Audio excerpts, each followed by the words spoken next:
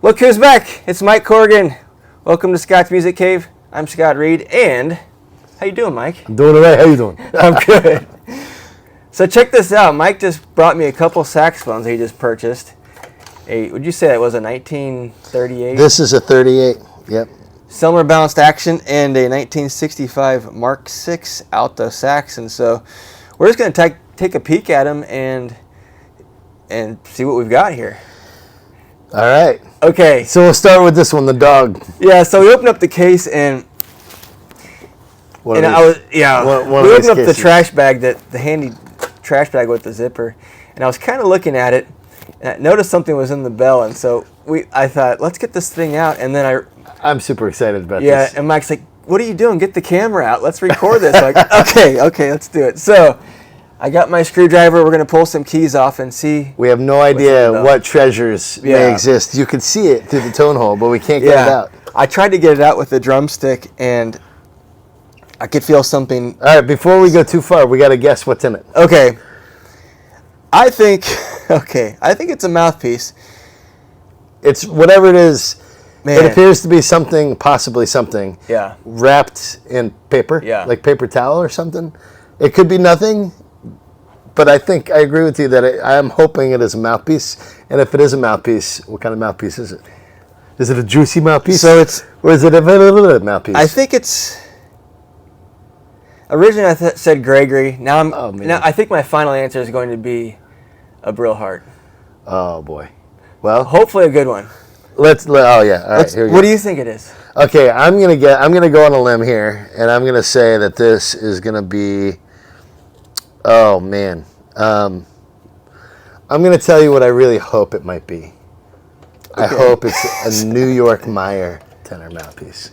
Well, I know it's not gonna be that, but if I will it into reality, maybe it will be. I kind of took the easy way out since there was a Brillhart with the alto. That's right. So that's a good point. We should point out that there was another mouthpiece. Oh, I didn't see that one. This is the one that was in this case. Oh, let's see. I can feel it. This is an old Van Doren. It's a red. Oh, is it not nothing? It's nothing. It's gonna be an end cap. Watch. It's really heavy. It's really heavy. It's heavy. Yeah. Is it a mouthpiece or is it not a mouthpiece? I can't tell what it is.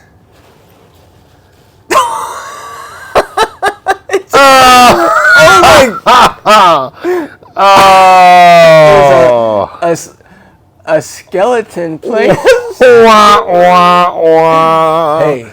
well, there it is. It's the skeleton should be playing the trombone. Oh, that's crazy.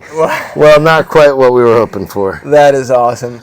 But when you keep something like that in this case, you want to protect it well. So obviously, you want to shove that into the a metal skeleton with some ruby eyes playing saxophone. Unlike the neck, which has multiple cracks in it. Yeah. Maybe this guy's keeping the voodoo away from the horn. I don't know. Yeah. That's not quite the episode we were hoping for, but well, we could take a look at the balanced action. Yeah. It's been buffed on quite heavily. It's straight though. I mean, the body might have a little bit of a bend, but I mean, I say it's straight like it's never had any kind of severe bow or bell. I love damage. These. It's a one-piece bell. Oh yeah. Right down the middle is pretty bad. And it's really interesting. You're not going to be able to see this on camera, but it's got a Mark VI era engraving on it, which is really fascinating. But yeah, there's no way you'll see that on camera because you can barely see it in person.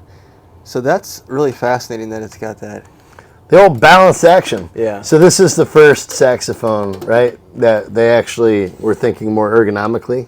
Yeah, so it still has inline keys, but it has the right-hand bell keys, which is Selmer is the first one, and the balanced action was the first one to do that. And if you play these, they feel really modern. I mean, when the balanced action, they tilt the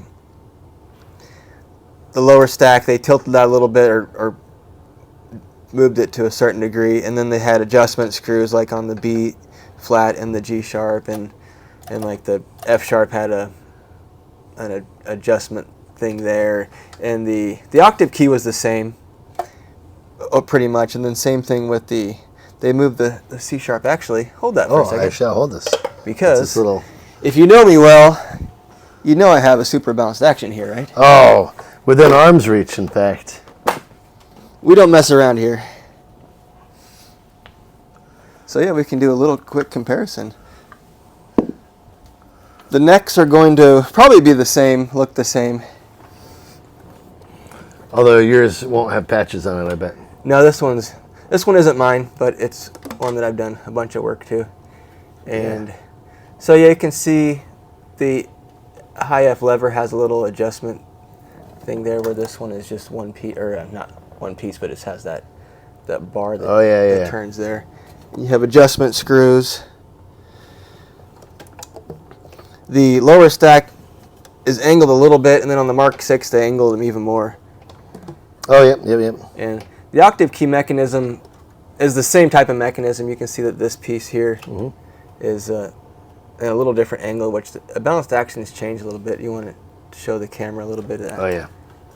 So you can see that's at a little bit different of an angle.